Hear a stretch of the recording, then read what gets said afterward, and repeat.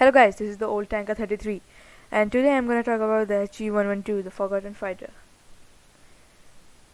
So the HE-112 was a German fighter aircraft of World War II. It was one of the four aircraft designed to compete for the 1933 fighter contract of the Luftwaffe, in which it came second behind the Bf-109. Yes, and this is the same competition I talked about in my previous video about the 109. Its development came because in the early 1930s German authorities had started placing orders for new aircraft, initially training and utility aircraft. Heinkel, as it was one of the most experienced firms in the country, had received contracts for a number of aircraft like the He-45, the He-50, the He-49 and the He-51. When the He-51 was tested in combat in the Spanish Civil War, it was shown that speed was far more important than maneuverability. Luftwaffe took this lesson to heart and started a series of design projects for much more modern aircraft. One of these design projects was the He-112. So in October 1933, Hermann Göring sent out a letter requesting aircraft companies to consider the design of a high-speed courier aircraft, which was a code for a new fighter. Each company was asked to build 3 prototypes for a run of testing.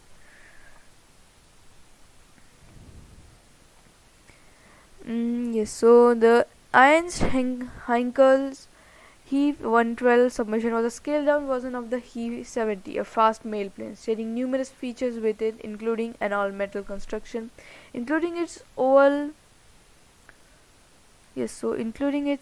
cross-section fuselage and two-spar monoplane wings, which were covered with flush head rivets and stressed metal skin, and semi-elliptical inverted gull wings and retractable landing gear. The wide track of the undercarriage, a result of having outward retraction from the low point of the wing's gull bend. This granted the aircraft excellent ground handling for takeoff and landing. The open cockpit and fuselage spine behind the headrest, mounted into the deep section fuselage, offered the pilot a good view when taxiing and were included to perform excellent vision and make the biplane trained pilots feel more comfortable.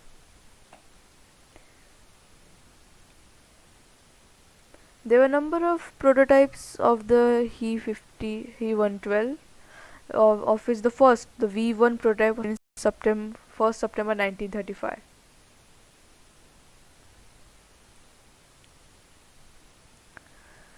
The second prototype, the V2, was completed in November. It was powered by a Jumo 210C engine fitted with a 3-blade propeller, but was otherwise identical to the V1.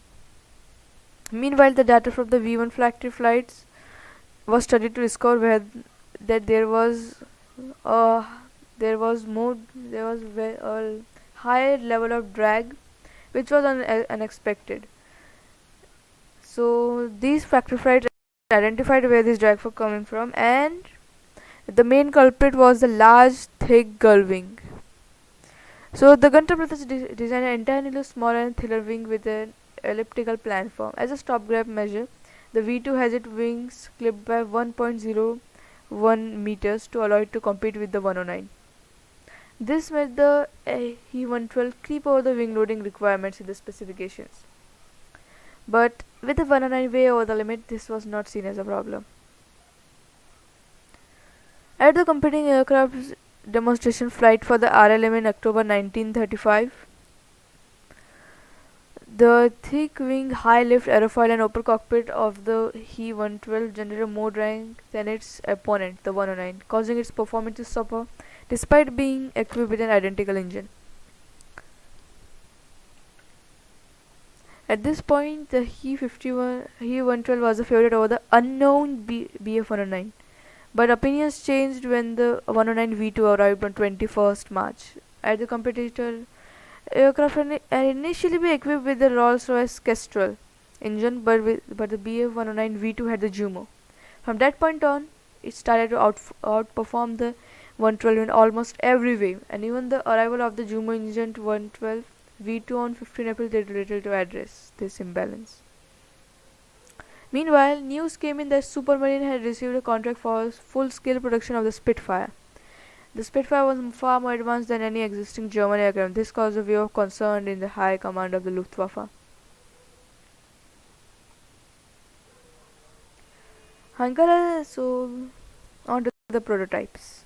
Heinkel had expected orders for additional aircraft behind the initial three prototypes and was able to respond quickly to the new contract for the 10-0 series aircraft. The new aircraft would be given the series designation V112A0. The first of the new version prototype, the V4, was completed in June 1936. It featured a new elliptical wing, a more powerful 210D engine with a two-speed supercharger that brought the power to 510 kilowatts for takeoff and a smaller tailplane. Like the V3, it also sported two fuselage-mounted light machine guns, and unlike the V3, it featured two wing-mounted 20mm cannons. In July, both V5 and V6 were completed, which you can see in the photo, which is taken from War Thunder. The V5 was identical to the V4 with the Jumo T10D engine. And another similarity between the historical aircraft and its War Thunder counterpart is that in War Thunder the V5 has only two engine cowling mounted machine guns, while the historical counterpart had, as I just mentioned, two fuselage mounted machine guns and two wing mounted 20mm cannons. The last of the A0 prototypes was the V8, which was completed in October. It switched the engines entirely and mounted a Daimler-Benz DB600 along with a three-bladed, fully adjustable all-metal propeller. The engine was a huge change for the aircraft, producing 960 horsepower for takeoff, compared to the Jumo 210D's 400 kilowatts at about the same weight. The V8 was seen primarily as a testbed for the new engine and more importantly its cooling system. At this point the prototype stage was ostensibly over and the Heinkel continued building the A0 as production line models. These aircraft were used in just as varied a manner as the earlier V series had been. The first aircraft was used as the prototype for the future 112C0 carrier-based aircraft. It was later destroyed during rocket tests. The second production aircraft flew in November and joined the earlier V models for further testing in the contest. The next two were both completed in December, of which the first was a show aircraft and while the second was kept for tests. In October 1936, the RM changed the order for the 0 Series 112s, instructing Heinkel to complete any A0s already under construction, then switch the remaining aircraft to an updated design. This gave Heinkel a chance to improve the He-112, which it did by completely redesigning it into an almost entirely new aircraft called the He-112B.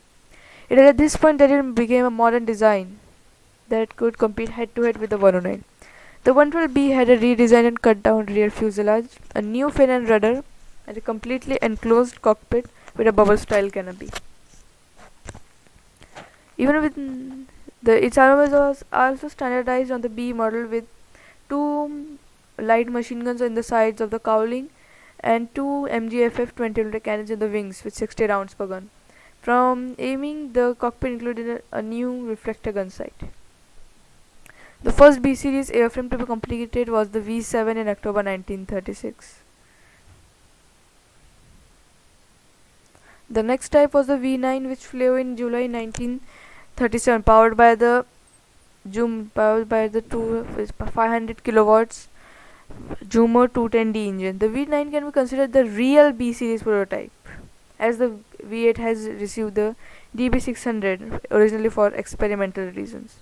The entire surface was now flush rebated and the aircraft has several under aerodynamic refinements. The radiator was changed again and this time to a semi and retractable design. As a result of all these changes, the V9 had a maximum speed of 485 km per hour. at 4 kilometers. At 4 kilometers. The last prototype, the V12, was actually an airframe taken off the B1 series production line, which has started by this point. The Jumo 210 was replaced with a new fuel-injected 210G, which improved the performance of the engine.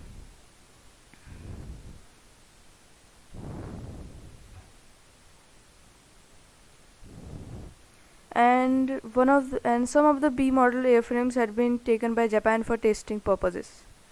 It's specific, yes, and well, the HE-112B specifications include are with a length of 9 meters, a wingspan of 11.5 meters, a height of 3.7 meters, an empty weight of 1680 kgs, a max takeoff weight of 2230 kgs.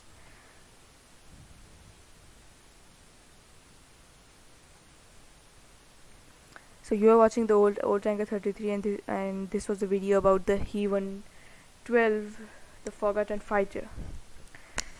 And if you like this video, please subscribe, and don't forget to hit the like button. And I will see you in the next